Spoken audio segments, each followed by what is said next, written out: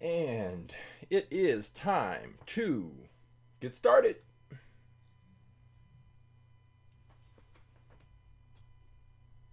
Anytime now.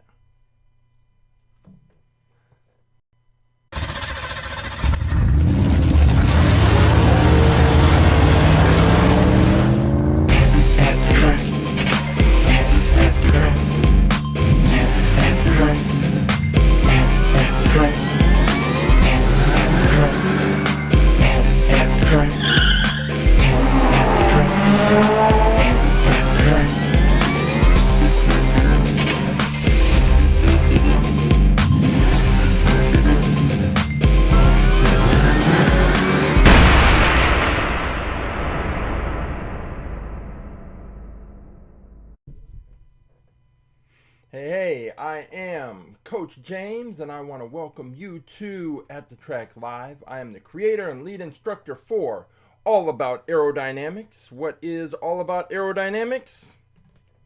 Right here. Glad you asked, even if you didn't ask. All About Aerodynamics is a science program where I use Hot Wheels cars to teach kindergarten through 6th grade students about a range of science and physics-related topics, including but not limited to friction, force, aerodynamics, drag, lift, kinetic energy, potential energy, Isaac Newton and his 3 laws of motion, elastic energy, elastic force, and a whole bunch of other topics. After we have learned all the science, after we've conducted experiments to drive home those concepts, then, and only then, do I bring in about 400 different Hot Wheels cars, and each student selects a Hot Wheels car they think would be fastest in a series of races based on everything they've learned in the course. Once they have selected their cars, they take a picture of their cars, they shoot a little video of their cars, they weigh their cars, they test the speed of their cars. They document the year that the car was manufactured. All of the information that they can observe, they enter into a spreadsheet. Once they've done all that documenting of their cars, then they set up a 1/64th scale quarter-mile drag strip, and we have a series of drag races to find out how their cars performed. Did their cars perform up to or below their expectations? And if they had the opportunity, would they select those cars again? Or would they make different choices based on everything they observed? So, in the end, we have fun with Hot Wheels cars. We learn science. What could be better? If you would like more information about All About Aerodynamics and how to bring our science program to your school or your organization or your special event, then all you have to do is go to our website, aaAerodynamics.com, or you can go to our Instagram account, aaAerodynamics. All the information you need is in the bio. You can contact me, and I can give you whatever additional information you need to bring All About Aerodynamics to your school, to your organization, to your special event. We can tailor our program to fit whatever your needs are. So that is that. But this is not all about aerodynamics. This is All About Aerodynamics presents AtTheTrack.live. So what is AtTheTrack.live? Well, before I can bring all those cars in for the students to use, I have to make sure that I know which cars I'm bringing to them so that when they're done using them, I can put them back in the right place and have them ready to go for the next group of students. But in order to do that, I have to catalog the cars. I have to enter all the information into a spreadsheet and number the cars and do all of these different things. That was a boring job, but it was something that I needed to do. So I came up with AtTheTrack.live, and each week what it allows me to do is go into storage, take the Hot Wheels cars that I bought but haven't opened and entered into the fleet, grab some of those cars, crack those open, get my picture, get my video, we do a little review, and then since I've already got the cars out, since the track is already set up, we have a series of drag races. But wait, there's more. It's AtTheTrack.live because you have the opportunity to participate. All you have to do is go to AtTheTrack.live, and you'll have 3 options. One is the YouTube stream link, one is the Twitch stream link, which you don't need most likely because you're already watching or you're watching at a later time. But the third link, the third most important link, is the one that says choose a car. If you select that option, you will be taken to this page. On this page, you will find all of the cars that are currently in the All About Aerodynamics AtTheTrack.live fleet listed, pictured, cataloged, and you can scroll through. We are currently up to 865 cars. There are 865 cars currently in the All About Aerodynamics at the Track Live fleet, and they are all listed here on this page. So you can scroll through, you can check the cars out. If you see a car that you think you would like to enter into the tournament because you think it would be faster than the cars that I have introduced or that other viewers have picked, then all you have to do is find the car. Let's say it's this one, the Rocket Box, the orange Rocket Box. You can click on that. You can see a close-up picture. You can see the reflection and see if it's a metal body on a plastic base or a plastic body on a metal base, or sometimes metal on metal. And then if you decide, yes, that is the car you want, all you have to do is take the number, in this case 340, you would take that and drop it into the chat, and then I would pull that car and we would enter that car into the tournament, and we'll see if you can beat out all of the other cars. Hey Caitlin, hey Neverending, how are you doing? I'm glad you're here, just getting started. And once you select your cars and we enter them into the race and we have the tournament, we are going to end up with one winner. That one winner will then have the opportunity to take on our fastest in fleet car, and our fastest in fleet car is still this one. It is, let me get it into focus, get the champ in focus, the BlitzSpeeder. The BlitzSpeeder is the fastest Hot Wheels car on the planet, in the world, the galaxy, the universe.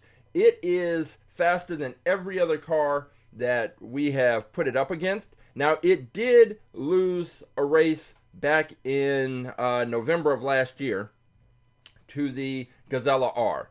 Somehow it lost 2 out of 3 races, and we had a new champion. But then, about 2 months ago, it came back, it faced the Gazella R, blew it out, and reclaimed its title as fastest in fleet car, our fastest in fleet champion, and it hasn't looked back. Now, if you were here last week, that was our 100th episode. And because it was our 100th episode, we wanted to do something special.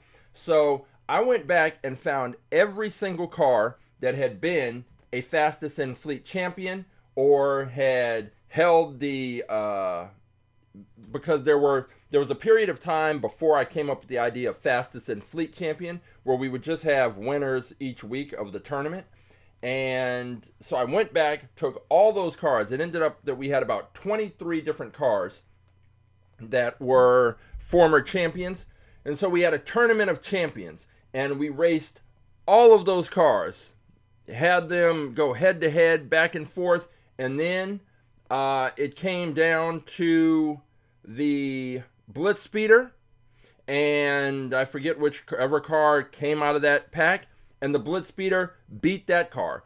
So the BlitzSpeeder, even against former champions, still came out on top. And that's just how it is. So we're going to see this week if we can find a car that can compete with, maybe even beat, the BlitzSpeeder. And we've got some picks already lined up. Hey, Roughshod. Matter of fact, I don't know if you caught it, but Roughshod had picked last week that Solar. I remember we had the Solar Reflex and the Formula Solar. I think yours was the Formula Solar. Anyway, it was the first car on these little skinny disc wheels to do well on the track, and it went deep into the tournament.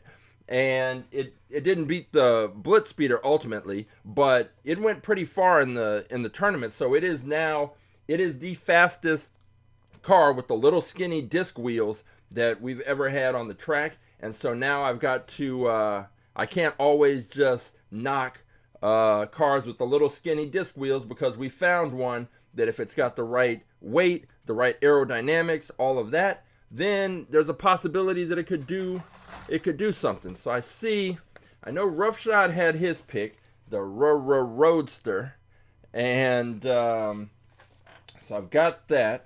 Let's see, Neverending 179, and Caitlin 245.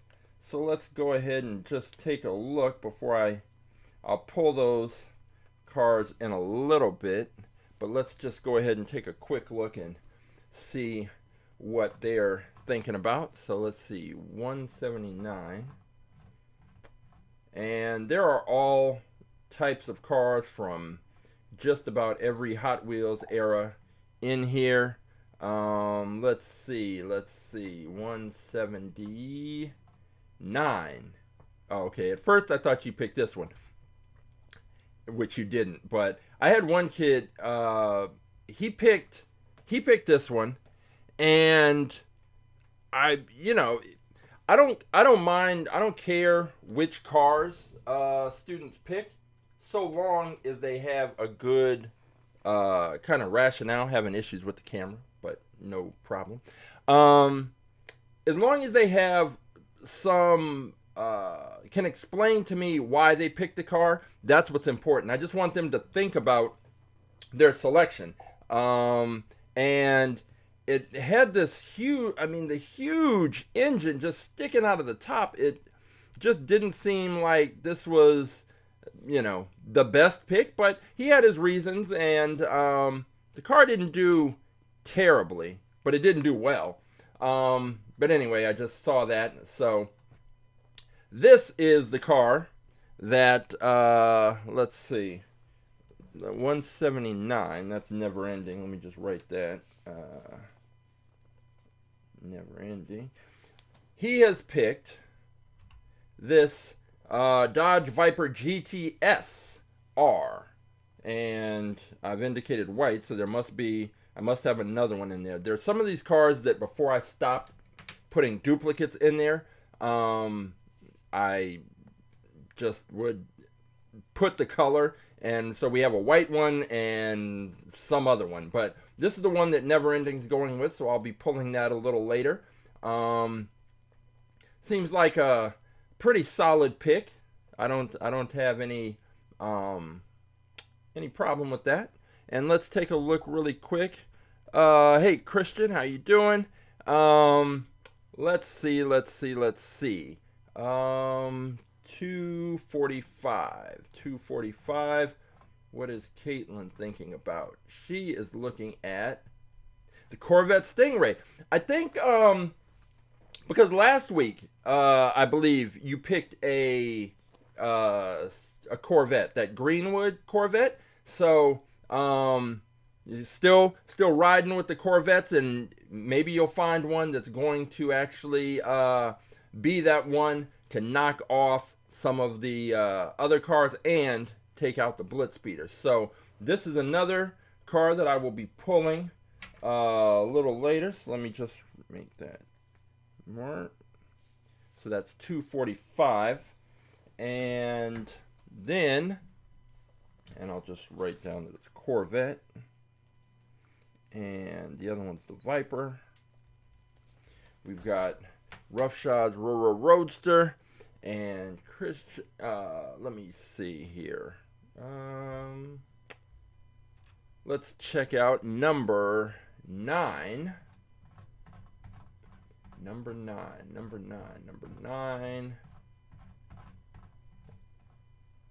Oh yeah, the F355 Challenge. That one has been, so some of these cars we put in the wind tunnel to check out, and that includes the Rrroadster and the this Ferrari.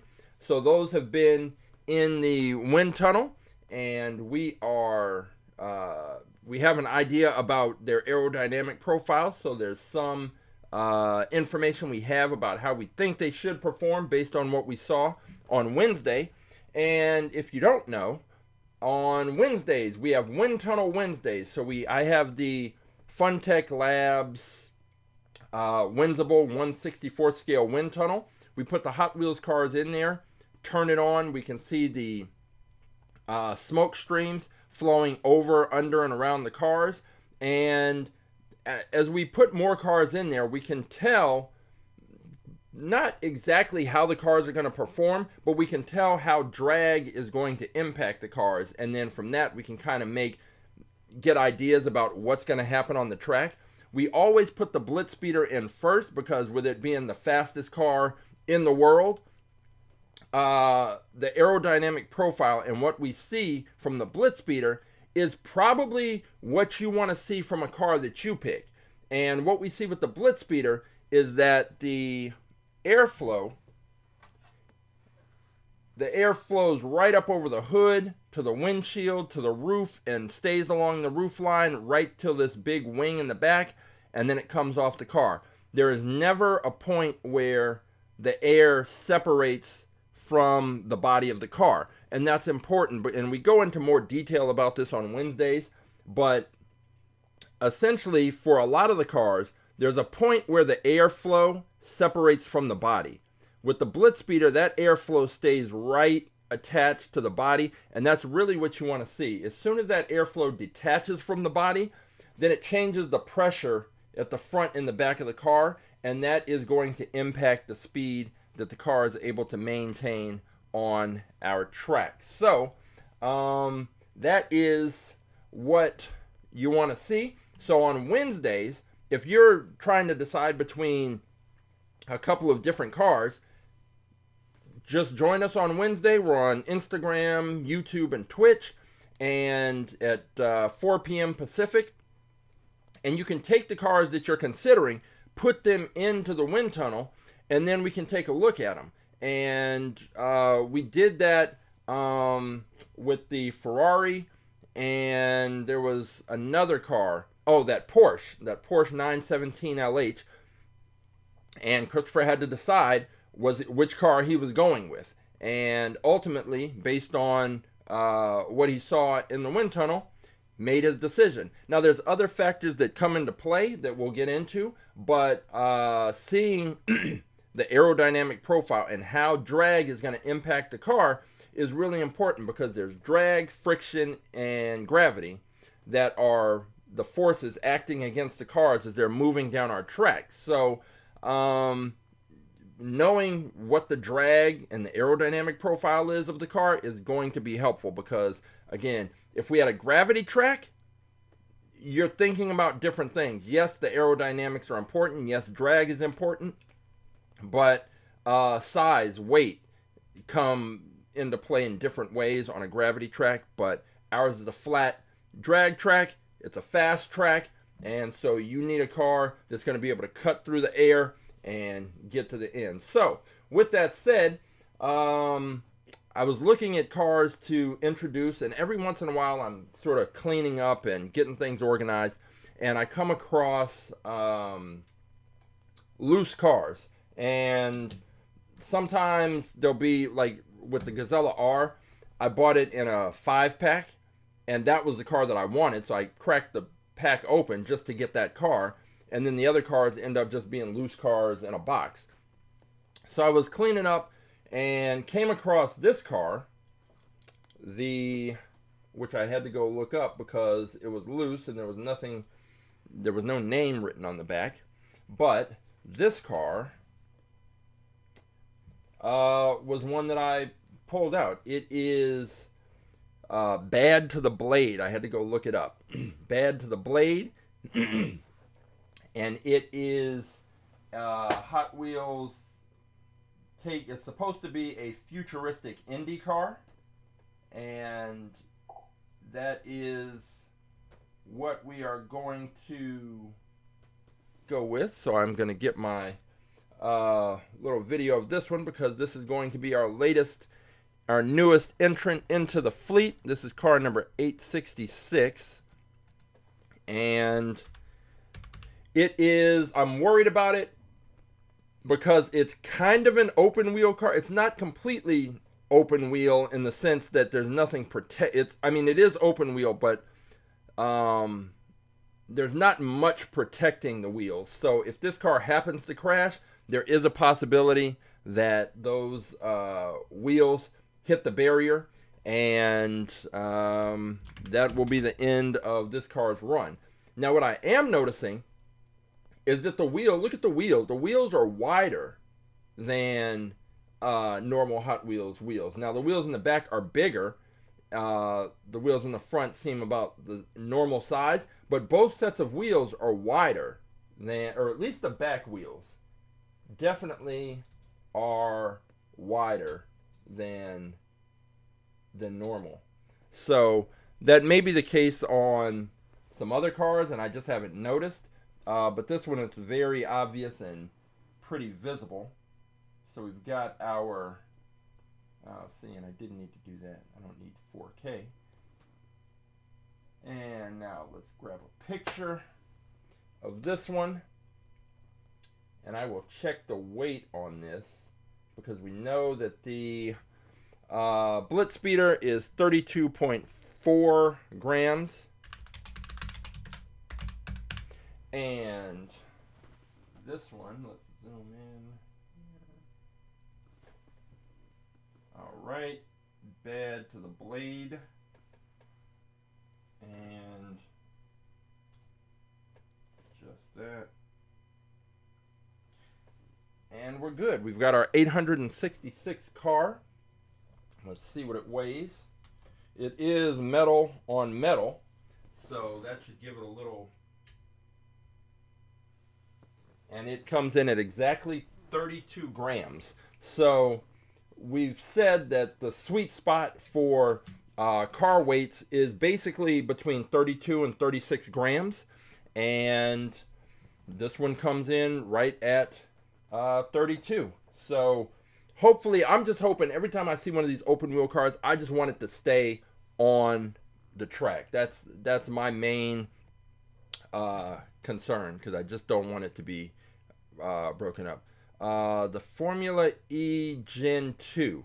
Well, if you want to swap that one out for the Ferrari, I can do that. But we definitely have that car. Oh, let me check the year, the manufacturing year. But the thing is that 2009. So the reason why I don't go back and pull out older cars to race is because I'm just trying to get the cars that I have in storage that I haven't put into the fleet. I'm trying to get those in. So the cars I bring in are new to the fleet. So that's kind of the thing. But if anyone else wants to, any cars that that you or anybody watching wants to pick, feel free. That's why they are all listed. Just go to AtTheTrack.live, select the choose a car option, and take your pick. And if you want to, so we've got some time. So if you decide that you want to go with the switch out the Ferrari for the Formula Gen E2 or Formula 2 Gen E, then yeah, just let me know before we get started racing. We'll take a look. That is the Formula Gen. It's car number 157. So we have Formula E Gen 2 and we have the Formula E Gen 3. So let's take a look at just see which one Christopher may be considering. 157. Right here. This one. The Formula E Gen 2. So that's this one. It's kind of this Indy car without, but noticeably it doesn't have the wing in the back. So that's kind of interesting with that one.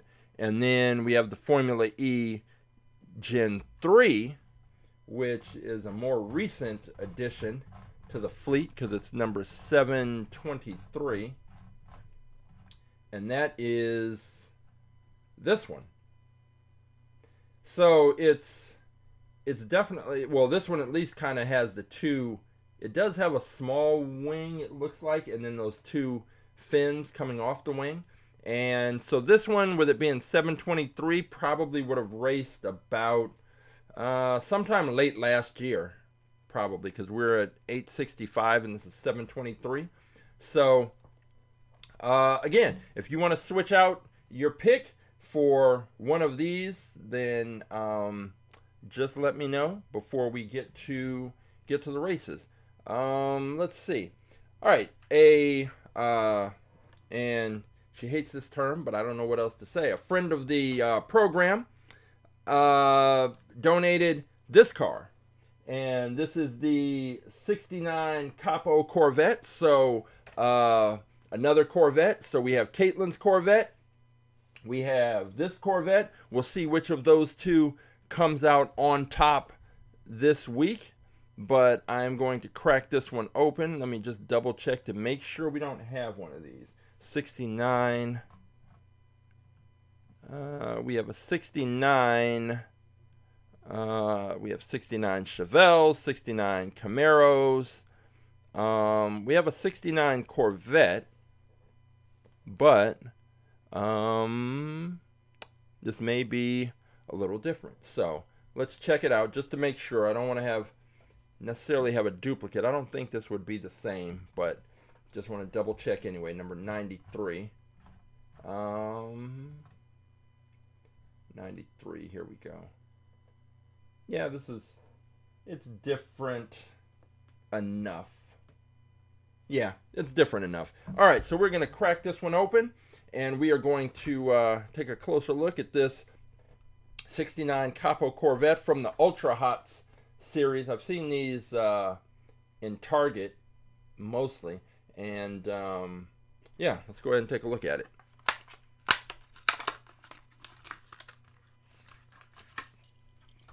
All right, and it's one of those cars that I guess this is more of a premium line because they do cost more than the main lines.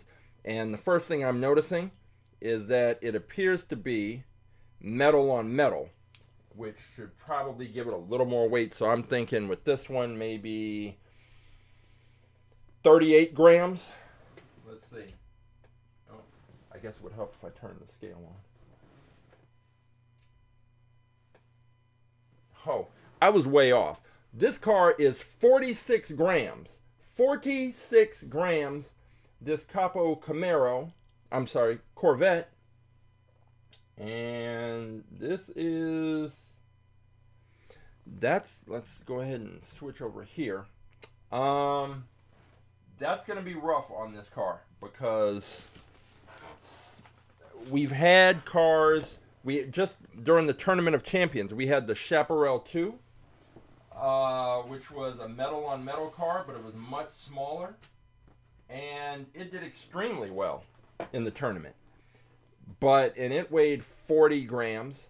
We had that fire truck a couple of weeks ago, and that was in the 40s, and that did okay, but it was a fire truck. But this is a different situation altogether, because when you start talking about 46 grams, when we say the sweet spot is between 32 and 36, this is 10 grams over that. And so I think that this car, what you'll see is when cars are heavy, they end up slowing down toward the back end of the track. And it's just the gravity gets to them. So this car, being that it's a Corvette, it's got great aerodynamic lines. That's not the issue. It's going to be that weight. And so what I would expect to see, if we go in one of these races, I presume we're going to go Corvette versus Corvette. And we'll take Caitlin's Corvette, and we will take this Corvette. And I think what you will see is these cars may be sort of close for a little while, but towards the back end of the track, at some point, this car is going to look like it is slowing down, and the other Corvette is going to pass it and look like it's speeding up. That's not exactly what's happening. Yes, this car will be slowing down in all likelihood, but it will be slowing down because it's heavy, and both cars are being pushed out with the same amount of force, and that means that the lighter car ultimately should go farther because they're getting the same amount of force, but one is lighter. And in order to move a heavier object further, you need to give it more force. And so depending on the aerodynamics, the drag, I just think this car is going to, that weight is just really going to end up being a problem. But we've been surprised in the past, and it is possible that the weight ends up not being a problem. It's possible, unlikely, but possible. 2010 is the year on this, and it's also one of those things where if we were on a gravity track, the weight might help this car, because depending on how steep the angle is on the gravity track, when the cars are coming down, gravity is pulling on these cars, and for a heavier car like this, it would be picking up a lot more speed, so that by the time it hits the transition point on a gravity track, where it transitions from the steep angle into the flat part of the track, it might have picked up enough speed to take over and win the race.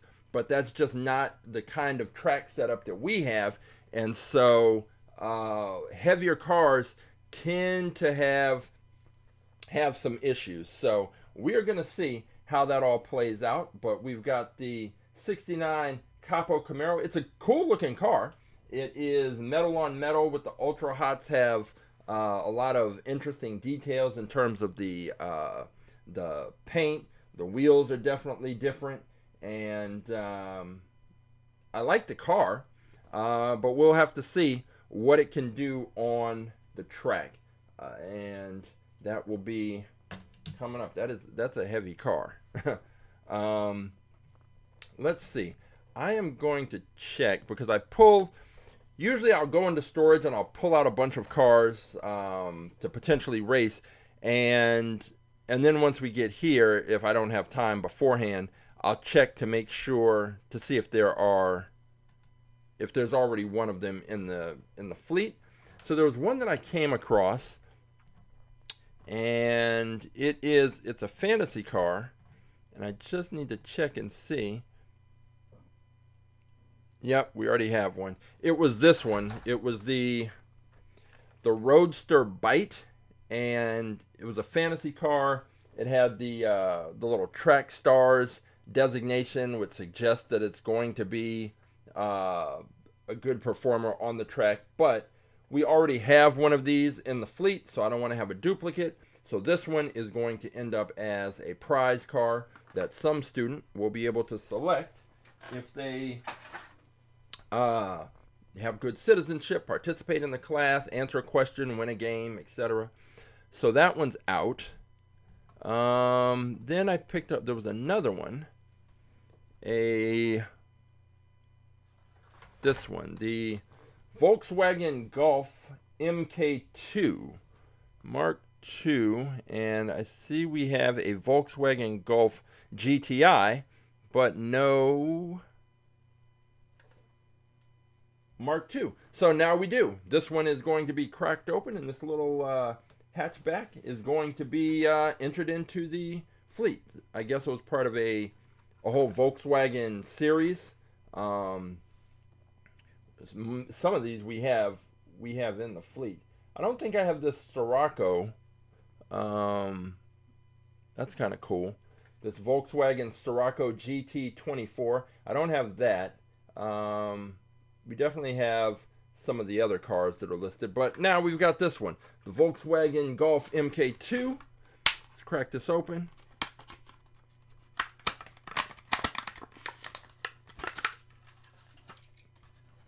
All right, let's see what this one's weighing in at.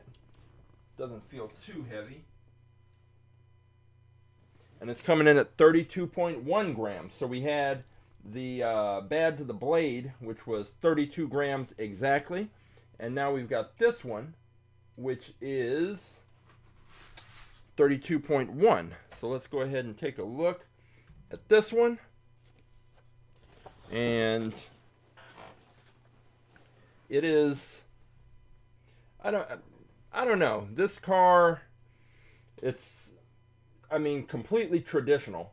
And I think that like Roughshod mentioned earlier, that in order to beat the BlitzSpeeder, it's going to take, I think, just something kind of out of the box in terms of the kind of car.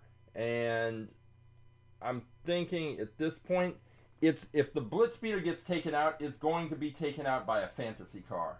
I don't know that a traditional style car is going to have the crazy aerodynamic profile necessary to beat the BlitzSpeeder. Because when you see, if you haven't seen it, you can go back and check on our YouTube page under the live tab and go to Wind Tunnel Wednesday. And when you see the BlitzSpeeder in the wind tunnel, and the way the air just hits the front of the car and just sticks and flows right along the body, you really don't see that with too many other cars. And I think that if a car is going to beat the BlitzSpeeder, it's going to need to match that level of aerodynamicism and be able to reduce drag and then get the weight right. So this car has the right weight, but I just don't know about the rest of it. Volkswagen, just the Golf MK2. But I do like this car. I like the white spokes on the wheels. I like the color combination, and I just don't know. So, for example, when I was mentioning about how the air detaches, so with this car, if we were to put this in the wind tunnel, the air hits the front of the car and then has to go over, under, and around. But the air that's coming over the top, so it would hit here, it would come up on the roof, it would hit this windshield, and then have to go up, and then once it gets around this point, the air is most likely going to start to separate. And once it starts to separate, it creates low pressure. From that point where it separates into the back area, it's creating low pressure. In the front where the air is hitting the car, it creates high pressure. And that difference in pressure, the air, it's going to move from the area of pressure from high pressure to low. So that means going this way, from front to back. But the problem is, the car is moving from left to right. It's going this way, but pressure is pushing against it the opposite way, and that's slowing it down. That's pressure drag. In the case of the BlitzSpeeder, where the air is just staying completely attached to the body of the car, that is friction drag, so that the air is just dragging across the surface of the car. But reducing that pressure drag makes a difference. So I don't know that this car is going to be able to do that, and we'll see. It's good on the weight, and so that's a plus right there. But beyond that, it's going to be kind of a bit of a toss-up as to whether or not this car can do what it needs to do to compete against some of the cars that we have today. So let's get this still picture, and we now have car number 868 in the fleet, the Volkswagen Golf Mark II, and check the manufacturing year, 1989. I think this was, well, obviously they reissued it, but I just used the manufacturing year that's on the bottom of the car just to help me identify the cars in case they get mixed up or lost or something like that. So, all right, let's see. So we have the Bad to the Blade. We have the 69 Copo Camaro. We have the Volkswagen Golf Mark II. We are about to have Caitlin's Corvette, Never Ending's Viper, Roughshod's Rrroadster, and then Christopher, are you sticking with the Ferrari, or are you going with one of the Formula Gen E 2 or 3? So you can let me know about that, and I am going to go and pull. Well, what we'll do, we'll take a look at the Rrroadster, because I have it here, and then I'll wait and see if Christopher is sticking with his Ferrari or making a change, and then I'll go pull the other two cars. So, Roughshods Rrroadster comes in at 28.6 grams. So it's light, but it's not too light. So that's a good solid weight. We had it in the wind tunnel, so we already saw what the aerodynamic profile was on this one, and where I was concerned was this open cockpit. Would the air get kind of trapped in there and slow it down? But it didn't seem to make too much of a difference. I don't know if it, well, let's take a look. In the front of this car, in the windshield, right, spin it around. Right here, you can see there's a little kind of dip, like a V, right here in the windshield. So when the air is flowing up over the top, I'm gonna presume that it just goes right through there, because we were seeing the air really not get caught up too much in this driver's cockpit area, and just kind of flowed right over the top. And that's definitely what we want to see.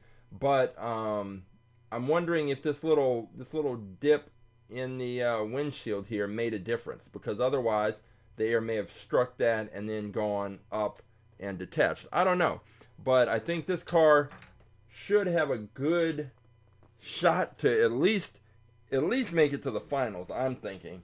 I'd have to take a look at the other cars that we're about to pull, but this one seems like it should be ready to go. So I am going to go and pull that Corvette and that Viper, and I'm going to throw up the that bathroom brake thing, and it'll just take me a minute or two to grab those cars, and I will be right back.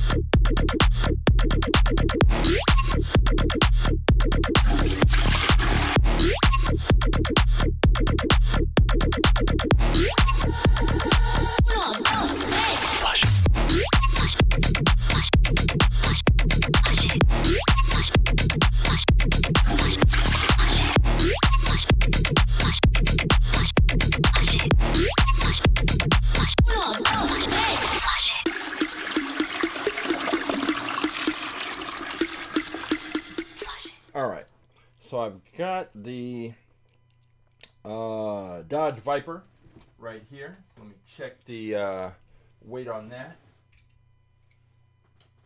It is 36.1 grams, so just right at the top end of where we what we call the sweet spot. But let's go ahead and take a look at this one and see. Now, what I like immediately, I like that back end. The back end is flat. It's kind of tall, and so it's going to press up right against the launching block. So I think that this car should get a good solid push. It's a wider car.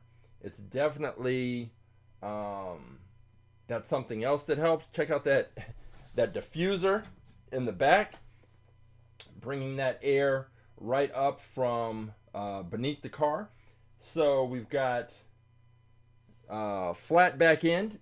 We've got a wide car, which should prevent it from bouncing around the track. That's always great. Got a little splitter there in the front, and even though it is this is an actual car, this one, the angle this transition from the hood to the windshield to the roof it's almost, I want to say, fantasy car like, but we see this with a lot of the kind of supercars, hypercars, that this angle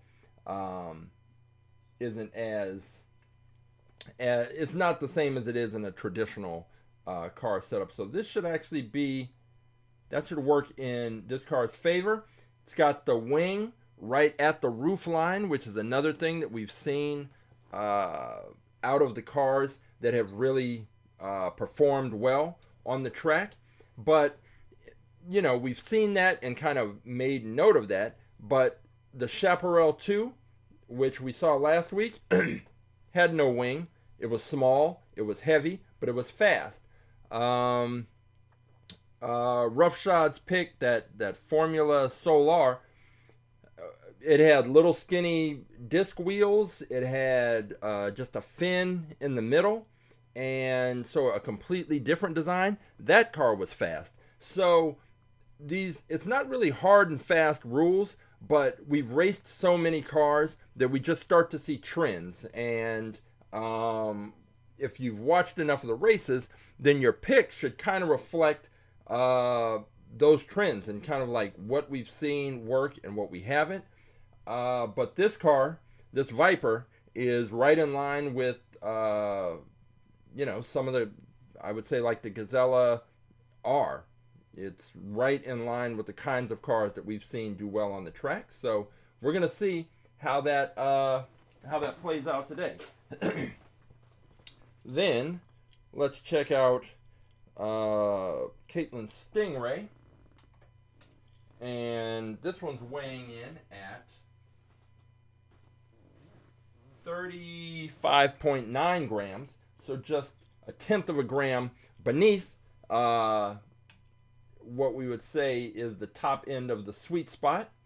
And Corvette, I mean, what can you say? A classic body style. The long hood area, and then we've got the, you know, traditional, the windshield, the roof line. And that's the thing with the cars with this really long hood area and frontal area. Even if the air detaches, let's say the air flows up along the hood, comes up the windshield, up to the roof line, and then detaches here.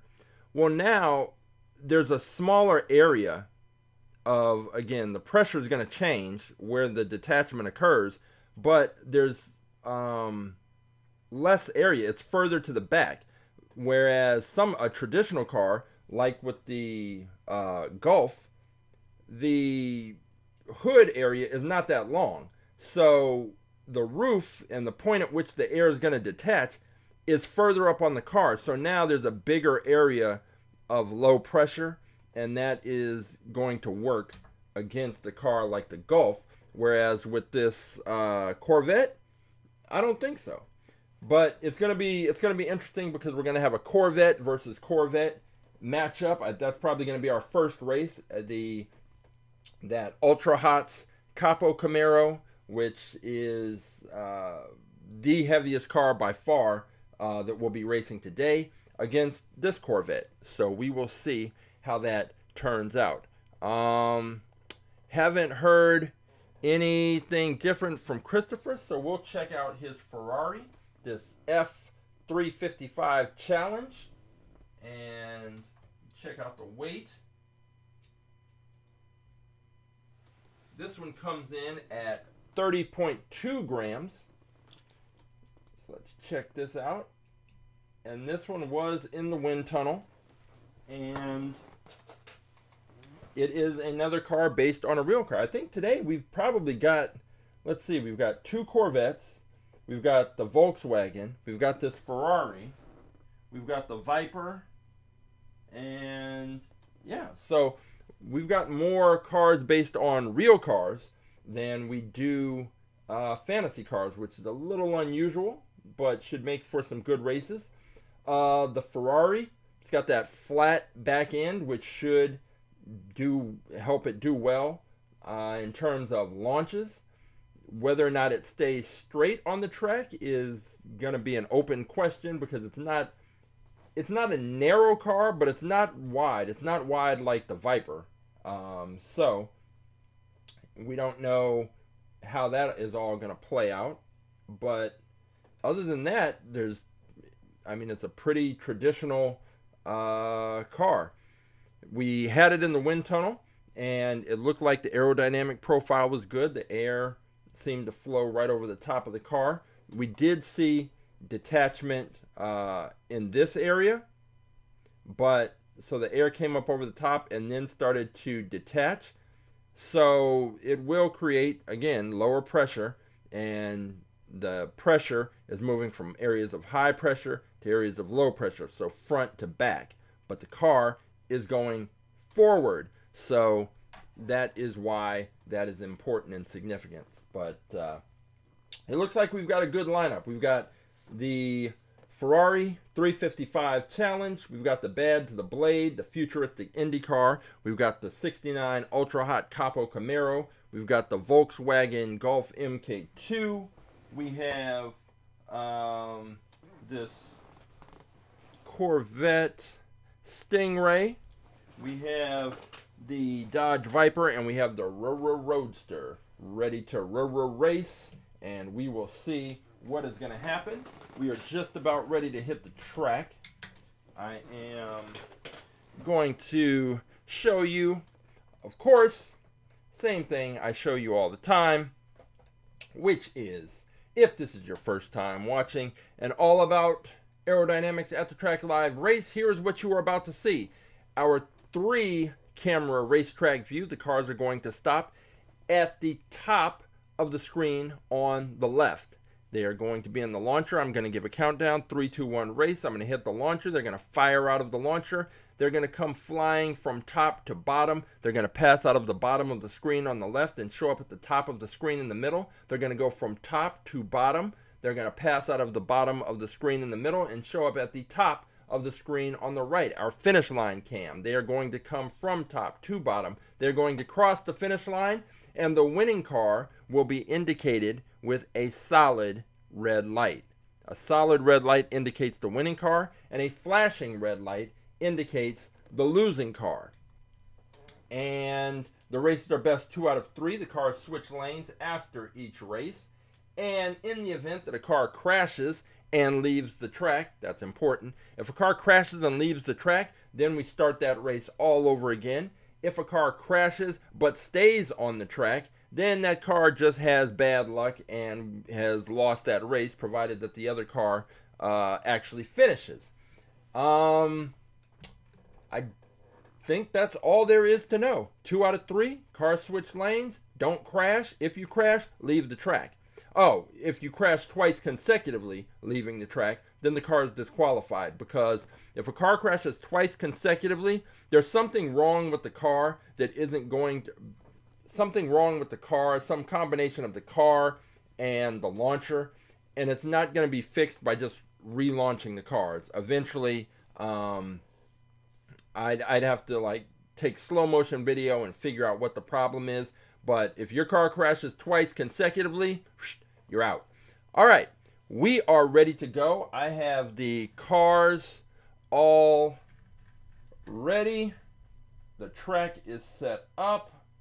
We are just 30 seconds away from getting started. So here we go.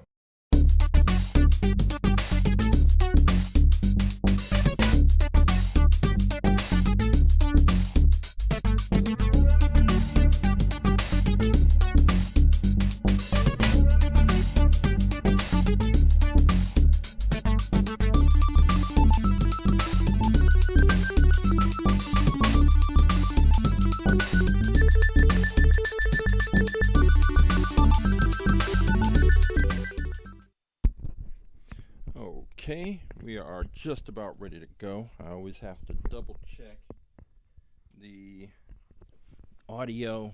Got all these cords and cables running all over the place.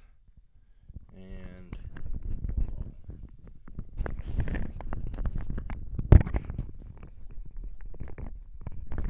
now I'm all tangled up.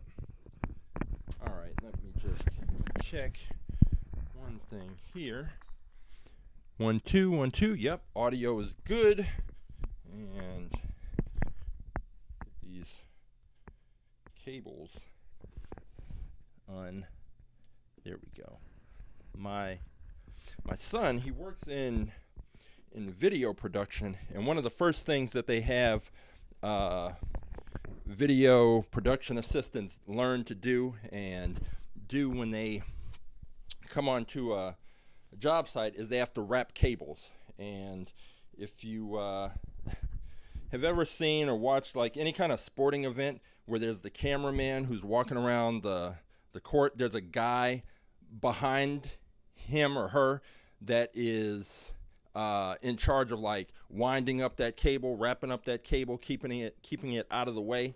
And I need to get him to use some of his expertise to help me unwind all these cables I've got running along here, but that's something for later. Right now we are lining up and setting up for our At the Track Live races, and we're starting off with that Corvette matchup. We are going with the 69 Copo Camaro versus the Corvette Stingray. So Caitlin has gone back-to-back Corvette picks, and we are going to find out which of these two Corvettes is going to be moving on. And that Copo Camaro, the heavy one, is in lane 2, and the Stingray is in lane 1. This is race number 1. Here we go.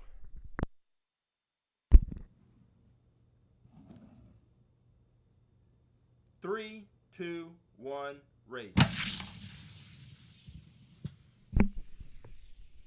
That race was close. It was closer than I thought it would be.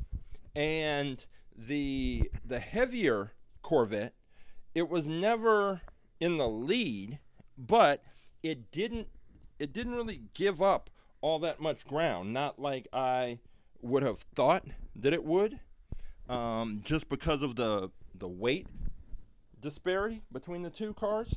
So we're going to switch it up again, and we are going to put the Copo Camaro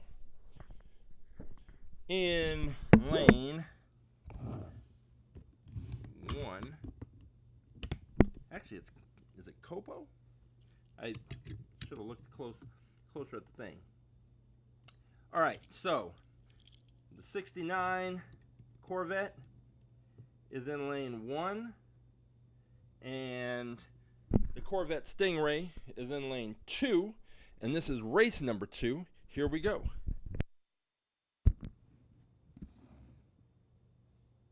Three, two, one, race.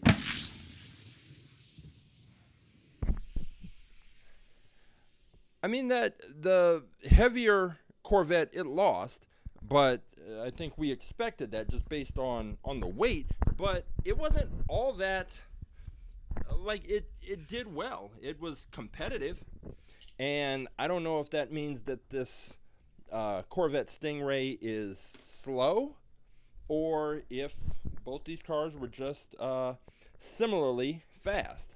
So that is one car that's moving ahead. So let's go next up. We'll go with the... Oh, wait, I forgot to get... Hang on. I was looking for it because I was going to line it up, but I left it on the stage. Hang on. Which was Christopher's Ferrari.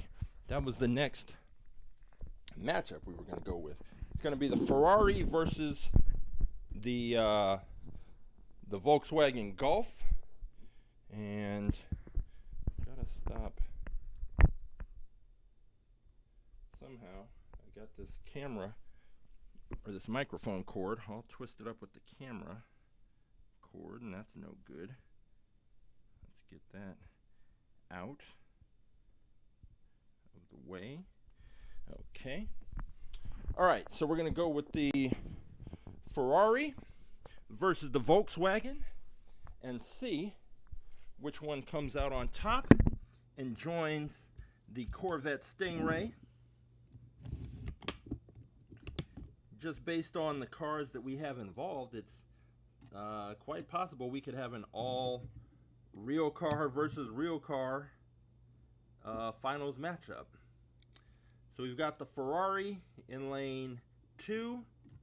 We've got the Volkswagen in lane 1. We are ready to go. Race 1. Ferrari lane 2, Volkswagen lane 1.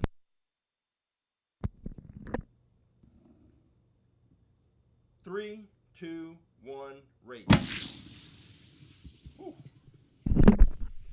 That Ferrari was moving and took that race with relative ease. And that is what we have gotten so far. It looks like that Ferrari, I'm trying to see, does it have the faster than ever wheels? It may. No, it doesn't. Just standard wheels. So we're going to switch it up, and we are going to go and put the Volkswagen is now in lane 2, and it's down 1 race to none. The Ferrari is in lane 1. The Volkswagen got beaten by a lot, and I think we kind of had that expectation that it wasn't going to be as competitive with these other cars, just based on the design and what we could kind of, the ideas we had about the aerodynamics and the drag. But it's going to have to pull out 2 races in a row, which is not unheard of, but it's kind of unheard of after you get beaten like that. So let's go to race number 2. We've got the Volkswagen in lane 2. We've got the Ferrari in lane 1. Here we go. Race number 2.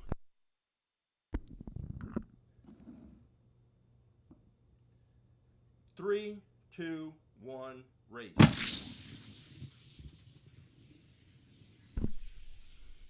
So the Ferrari took it, as indicated by the solid red light and also by the fact that it had a pretty sizable lead. But what we didn't see was the Volkswagen really, it didn't get beaten by as much, but it still got beaten pretty convincingly. So it's hard to tell from that race if it's the Volkswagen is just slow and has a bad aerodynamic profile, or if the Ferrari is that fast. But we're going to find out, because the Ferrari's moving on with the Corvette. And now we're going to go, let's go with the Rrroadster against the Viper. So Never Ending and Roughshod. We are going to see which of their cars is going to be moving on. There can only be one. Now with this Viper, I like it because it's a wider car, and it's got a pretty flat back end, which is always good on our track. The Rrroadster is lighter.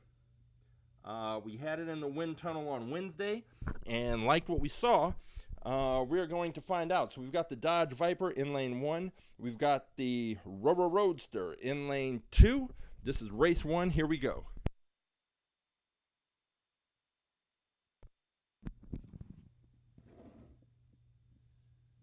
Three, two, one, race.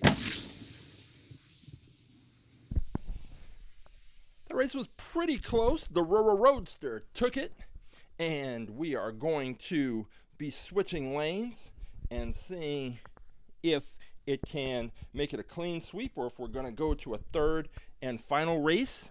I think that in a lot of cases, I forget what the weight was on the Viper.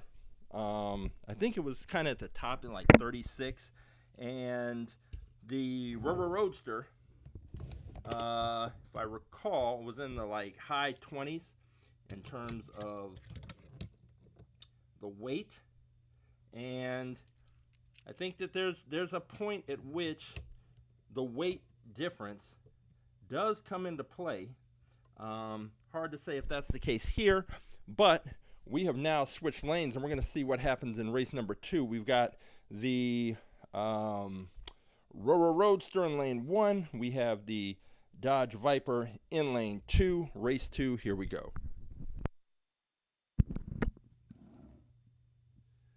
3, 2, 1, race.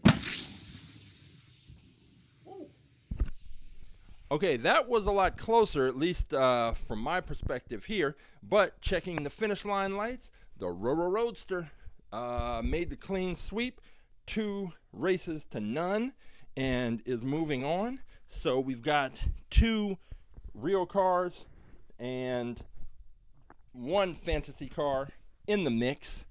I think I'm going to be kind of interested to see how the Rrroadster performs against, I think the Rrroadster against that Ferrari would be a good matchup. But we now have the open wheel car, Bad to the Blade, and we're going to put that up against the, we'll put that up against the Corvette. So this is the Bad to the Blade. This is the one that I found just loose when I was cleaning up, and for whatever reason it's not in the fleet, but it is now in the fleet. It is an open wheel car, so I really am hoping that it just stays on the track and doesn't crash, because if you've been around and know the history of open wheel cars on our track, they tend, well, not tend, when they crash, the wheels slam into the barrier and they're hitting it with so much force that the axles bend. And once the axles bend on a Hot Wheels car, that car's racing career is over. There's nothing else that can be done. And you can't bend them back into place. You can swap out the wheels, but I don't really know how to do that and haven't done it. So if you have an open wheel car and it crashes and that axle gets bent, that's a wrap. That's the end of that car's racing career. So I'm hoping that doesn't happen with the Bad to the Blade, which is in lane 1, and it's going up against the Corvette Stingray in lane 2. Race 1, here we go.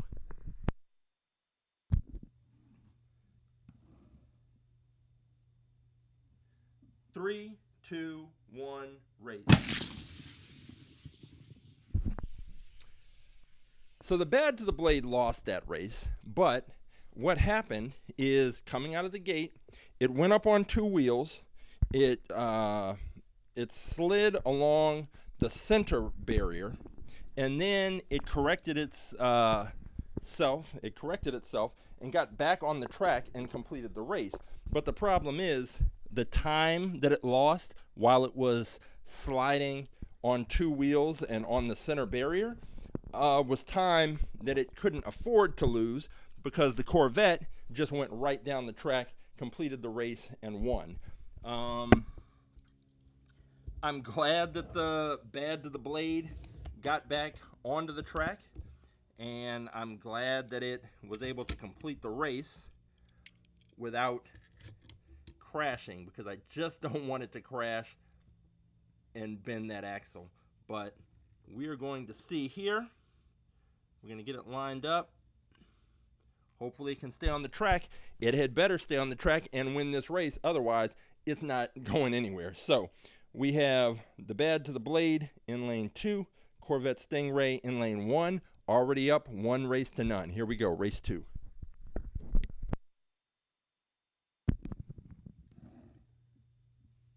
3, 2, 1, race.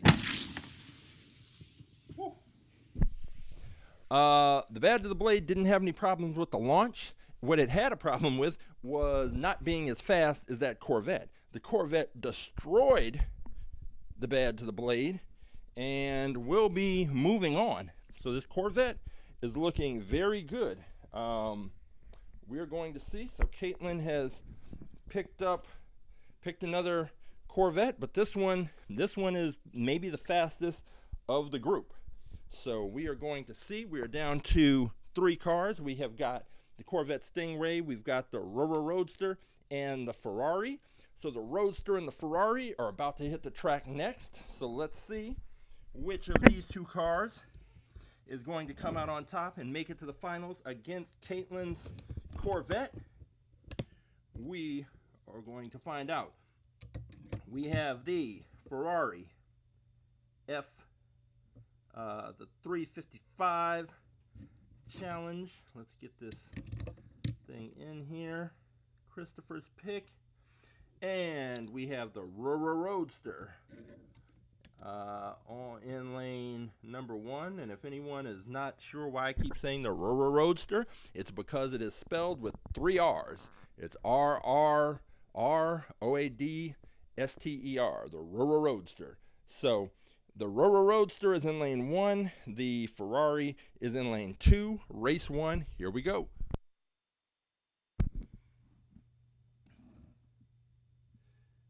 Three, two, one, race. Whoa. Okay, that Ferrari, in its first matchup, we're kind of wondering, like, okay, is it really fast or was it just racing a slow car? That race suggests that it's pretty fast, and it took that one by a long stretch. So we're going to switch lanes. We're going to put the Ferrari in lane 1, and we will find out if we are going to need a third race or if we are going to have a Ferrari Corvette finals. And let me just get this Ferrari lined up properly. And the Rrroadster is going to be in lane 2. It's all set up. And just trying to get the Ferrari. It keeps pulling off of the launching block, which is not good. We want the cars pressed right up against the launching block. Otherwise, they will get punched out of the launcher, and that leads to more crashes and problems instead of getting pushed out. So when they're pressed right up against the launching block pushes them out. If there's even a little bit of space between the car and the launching block, then the launching block just slams into the car and kind of punches it, and cars get really bad launches as a result. So, all right, we've got them lined up. We've got the Ferrari in lane 1. We've got the Rrroadster in lane 2. The Ferrari's up 1 race to none. We're going to see what happens here.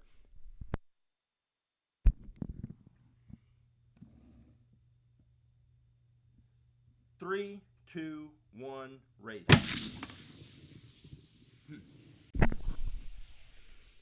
That race was much closer, but the Ferrari still took it, and we are now going to be looking at a finals matchup of Caitlin's Corvette and Christopher's Ferrari. Ferrari versus Corvette. That wasn't the movie. What was it? Oh, it was Ford versus Ferrari. Well, yeah, no. All right. We are going to see which of these cars is going to come out on top and ultimately take on the BlitzSpeeder for the fastest in fleet crown. But they've got a little bit of work to do. They've got to finish up strong.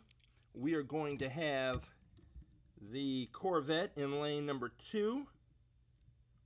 We have the Ferrari in lane 1. This is our finals matchup. So we've got the Ferrari lane 1. We've got the Corvette in lane 2. Race number 2. Here we go. No, not race number 2. Race number 1. Am I? Yeah. 1, 2. Somebody let me know. All right. Either way, here we go. Race number 2. The Ferrari took it, didn't it? I don't know. I don't know what just happened. I blanked out. But let me know. This is race number 1. I don't know why I'm so confused. But we're gonna race. We're gonna have this race, and then we'll figure out the rest of it after that. All right. Here we go.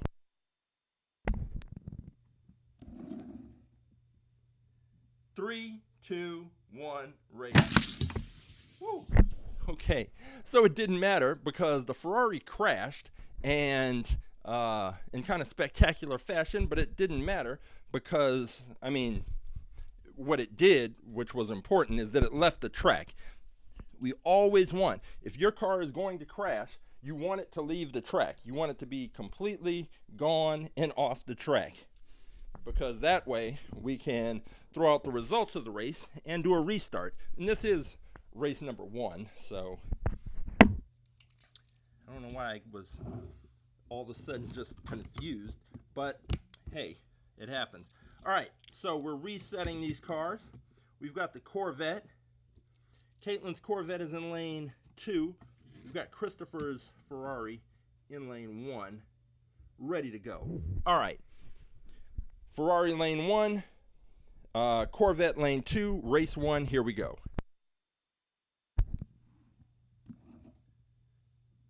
3, 2, 1, race. Woo. That was a good race, a fast race, a close race. The Corvette pulled it out. So the Corvette's gone up 1-0 on the Ferrari. And we are going to switch lanes and see if the Ferrari can force a third and final race. It has happened many times on the track before. A car loses the first race, comes back, wins 2 in a row, takes it to the next level. So here we go. We've got the Ferrari in lane 2. We've got the Corvette in lane 1. The Corvette is up 1 race to nothing. This is race number 2. Here we go.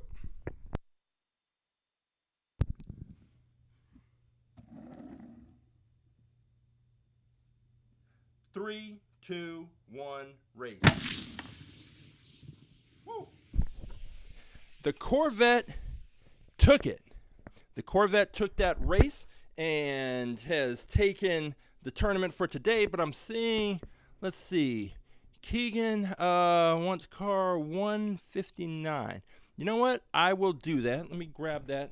I'll grab that car. We'll have one more race. You get to jump in here, take on the Corvette, and then we'll see which of those 2 cars will ultimately take on the BlitzSpeeder. Let's see, 159. Okay, hang on.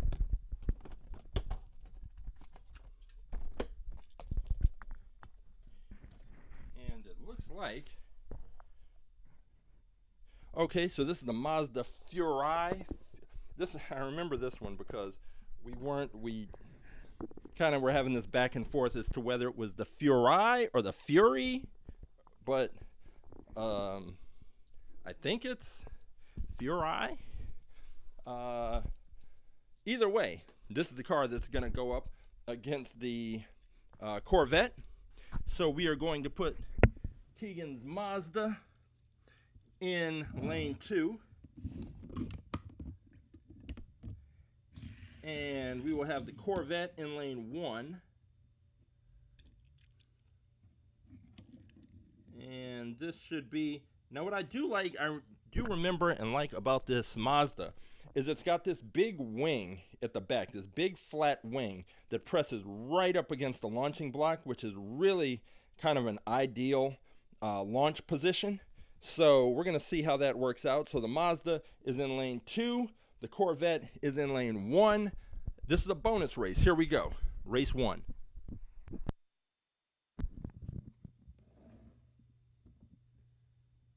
3, 2, 1, race. Wow. The Mazda was in the lead, and the Corvette just pulled it out right at the end.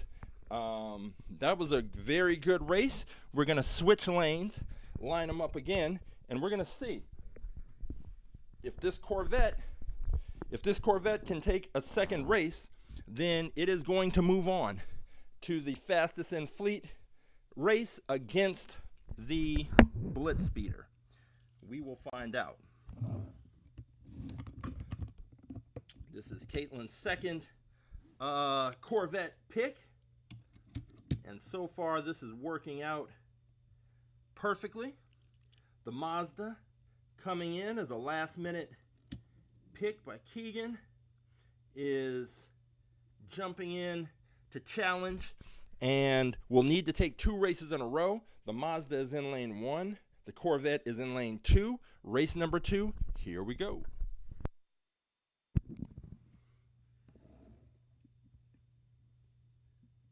Three, two, one, race. And another pretty close race, but the Corvette took it and then proceeded to crash the end. So the Corvette Stingray, Caitlin's Corvette, is our champion today. And what that means is that this car now has an opportunity to take on the fastest in-fleet car, the BlitzSpeeder. And the BlitzSpeeder is not only the fastest car in the fleet, it's the fastest Hot Wheels car on the planet. But can the Corvette change that? Can the Corvette come in and be the car to finally take down the BlitzSpeeder? We are going to find out. The BlitzSpeeder has had very little competition. We've seen cars that looked fast during the tournament get absolutely destroyed by the BlitzSpeeder. We have seen the BlitzSpeeder beat out 23 other cars to remain our fastest in-fleet champion. And unless this Corvette can do something that no other car has been able to do outside of the Gazella R, we're going to be looking at the ongoing reign. But let's see what happens. We've got the Corvette in lane 2. We've got the BlitzSpeeder in lane 1. This is the fastest in fleet race right here. Here we go.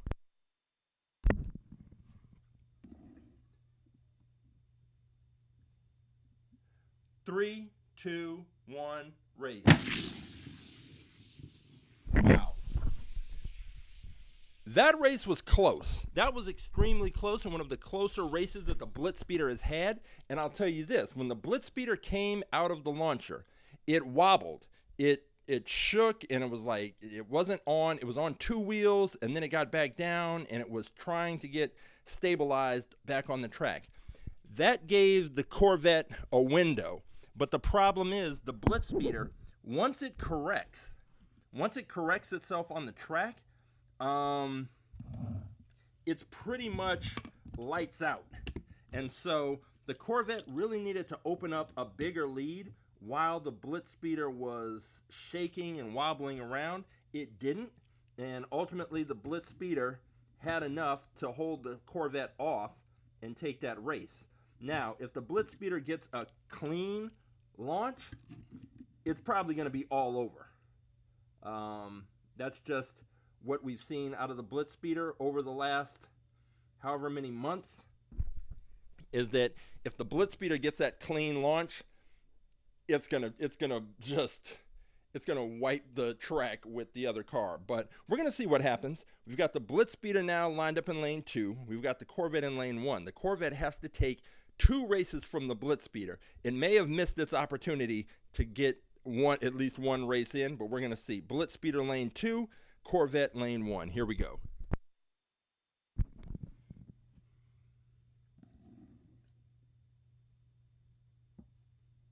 Three, two, one, race. And there it is. That's exactly what I was talking about. The BlitzSpeeder got a clean launch and absolutely destroyed the Corvette. So let me gather up these cars, head back into the garage. We're going to take a look at the winners, the losers, some of the results, and what's coming next. So I will be back in the garage in just a minute.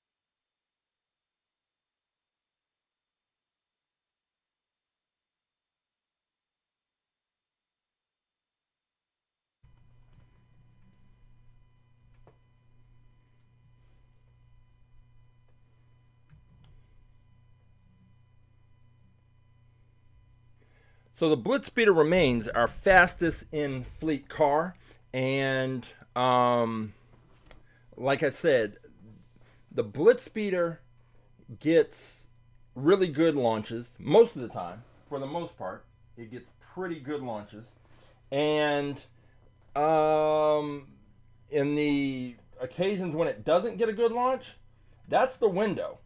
That's the window. So that Corvette had an opportunity because the BlitzSpeeder came out and was on two wheels and then back on the other two wheels and was kind of wobbling right at the start and then flattened out, got on the track and kept going. And right in that little window, that little period, that little fraction, that little short space in time, that's when the Corvette really needed to open up a lead. Because as soon as the BlitzSpeeder settled down and got back on the track, it held the Corvette off just enough. It had just enough speed to hold the Corvette off. And in that second race, when the BlitzSpeeder got a good, solid, typical launch, the race was over before the halfway point. The BlitzSpeeder had opened up such a lead. And that's usually what we see from the BlitzSpeeder. And when we put the car in the wind tunnel on Wednesdays, you can see, we're here on Instagram, Twitch, and YouTube at 4 o'clock on Wednesdays. And you can see it's really, once you've seen the BlitzSpeeder on the track, when you see it in the wind tunnel and you see how streamlined it is and how that air just flows right over the body of the car, it's not like the other cars. And that ability to kind of reduce the impact of drag is part of the reason why this car is so successful on the track. And I've still got to go back because it's hard to believe when we see the BlitzSpeeder perform, it's hard to believe that it lost those races to the Gazella R, even though the Gazella R has since been beaten by the BlitzSpeeder, and then last week it was beaten by the Chaparral 2. So the Gazella R has kind of fallen a little bit in terms of its status, but nevertheless, the BlitzSpeeder has not. The BlitzSpeeder has only, the legend only continues to grow. This was the last minute entry, the Mazda Furai, this one. And this was Keegan's pick. This is a good solid pick. I like this car, and I think if it was, in most cases, it's going to be competitive. And the thing that I was talking about is this wing, this big, wide, flat wing. It presses right up against the launching block just perfectly. And these kind of tips on the wing, these fins on either end, they're just a little wider than the launching block, so it allows them to press up and holds this part of the wing right in place against the launching block. So this car gets very consistent launches and is a good solid pick. There's nothing wrong with this. I think if we put this car in the wind tunnel on Wednesday, I think we wouldn't see anything that we don't like. Possibly the air would detach right in this area, because any of these cars where we see the kind of steep drop off or a sloping down from the roof to the back part of the car is where the air tends to start to detach.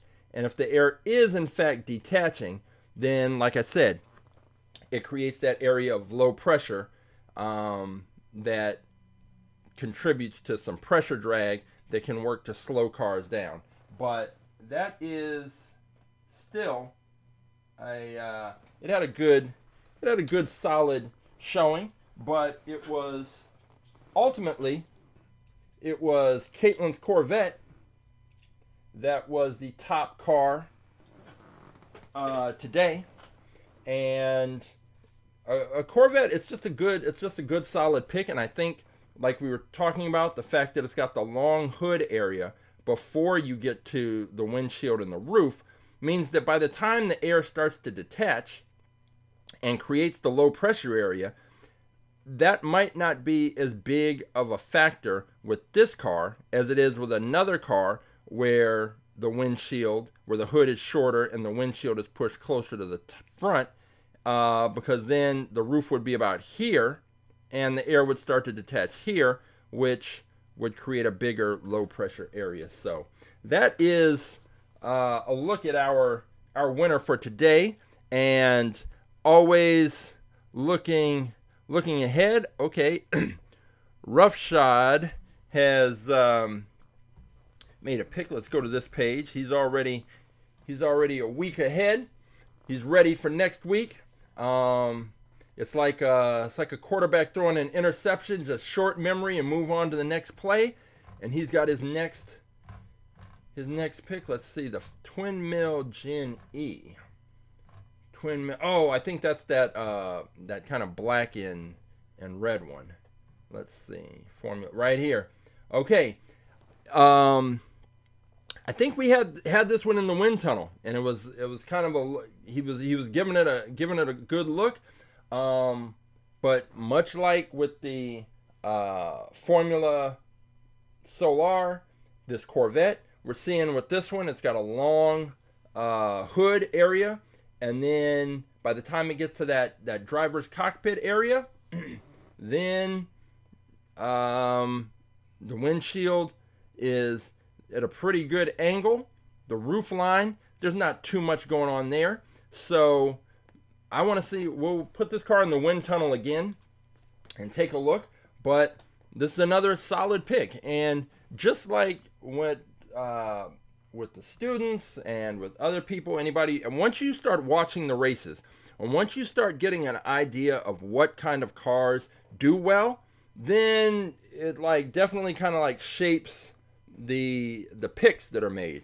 And on our track, especially if you're used to racing on a gravity track, as you could see, our track is different. So there's different things that you have to consider, and drag being the most important, because the faster objects move through the air, the more drag impacts the object. In this case, the object is the car. So you want to pick a car that is going to be able to reduce drag. The weight you won't really know about until just before the races when I weigh the cars. But you do know that if it's metal on metal, it's going to be heavier. And I think that's what kind of did in the Ultra Chrome Corvette. It's just that it was so heavy that it just wasn't going to be able to necessarily compete. And then secondly, or third thing you want to look out for is the width. You want to avoid narrow cars, because narrow cars tend to get strange pushes, not consistent pushes. So that Mazda, because of that wing, it's going to get consistent pushes out of the launcher, because it's just a perfect setup on the back end. Cars that are narrow in the back, you never know. They could get pushed out and just be off at a slight angle. And if they're off at that slight angle, then what's going to happen is they are going to demonstrate Isaac Newton's third law of motion. For every action, there's an equal and opposite reaction. And they are going to come out, they are going to hit one side of the track, they're going to scrape along that side, and they're going to bounce back to the other side. And because there's so much force and so much speed, you're going to see the car just bouncing back and forth. And every time it hits the side of the track and it scrapes just a little, there's a little friction, and that friction works to slow the car down. And when you're talking about a car like the BlitzSpeeder, possibly a car like that Mazda, this Corvette, cars that are moving quickly down the track, you can't afford to have a car banging against the side of the track and scraping up and having friction slow it down. There's already enough working against these cars that you don't want friction to be something else that causes a problem. So when you're picking a car, the back end is very important. You pretty much want a flat back end. Sometimes it's hard to tell from the pictures, but you want a flat back end, you want a wider car, and you want one with an aerodynamic profile similar to the BlitzSpeeder. because you've got to reduce that drag. That's the only way you're going to beat the BlitzSpeeder, is to find a car that can reduce drag to the same amount that the BlitzSpeeder does, because the BlitzSpeeder is just out of control with the speed. And again, I don't modify the cars. I don't put graphite on the wheels. I don't do any of that. The BlitzSpeeder came out of the pack like that, and that's just how it is. It's the most dominant car that we've had. And I think later on today I'm gonna have to go back and look at that episode where the Gazella R beat the BlitzSpeeder, because I don't know what went wrong for the BlitzSpeeder, but it lost 2 races. Like, it was no fluke, because it lost 2. So I don't know. And since then, the Gazella R has had a bit of a rough patch ever since it lost to the BlitzSpeeder. But anyway, that is what we do here at the Track Live. Race Hot Wheels cars, review Hot Wheels cars, have some fun, have some races. On Wind Tunnel Wednesday, we take a little bit more of a scientific look at what's happening with these cars, putting them in the wind tunnel. You still have the opportunity to participate. Just go to AtTheTrack.live, select the choose a car option. It will take you to this page where all 860, now we have 868 cars for you to choose from. So if there's, maybe you're in between 2 cars, you don't know whether you're going to go with the, oh, hey, Caitlin, here's another Corvette in case you're interested. If you're trying to decide between cars, then let's say you're trying to decide between the 64 Chevelle SS, which is a good looking car. I don't know how fast it would be on the track, and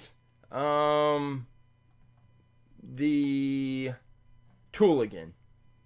Maybe those are the cars you're trying to decide between. Well, what you can do is join us on Wind Tunnel Wednesday at 4 p.m. on YouTube, Instagram, and Twitch. And you can take the number of that car, drop it into the chat. I'll pull it, put it in the wind tunnel, and you can take a look and see. Christopher made his choice. He had the Ferrari, and then there was a Porsche. And we put both of those in the wind tunnel, and he was able to take a look at them, made his choice. I think we put that Formula, or the Twin Mill Gen E, I think we put that in the wind tunnel as well. But Roughshod decided to stick with the Rrroadster, and the Rrroadster almost came through in the end. But that is just what we do. So once again, if you want some more information about all about aerodynamics, our science program uses Hot Wheels cars to teach kindergarten through 6th grade students about a range of science and physics related topics. Go to our Instagram account, AA Aerodynamics. All the info you need and links are in the bio, or you can just skip that and go right to the source, aaAerodynamics.com, and find out more about our science program. So we will be here next Saturday with more Hot Wheels cars to race, and we will see if we can find a car to take out the BlitzSpeeder. I don't know. Every week that passes, I'm thinking we're not going to find that car. But you never know, which is why we run the races, have a little fun. So, for All About Aerodynamics, for Wind Tunnel Wednesday, and for At the Track Live, I am Coach James, and until next time, I will see you at the races.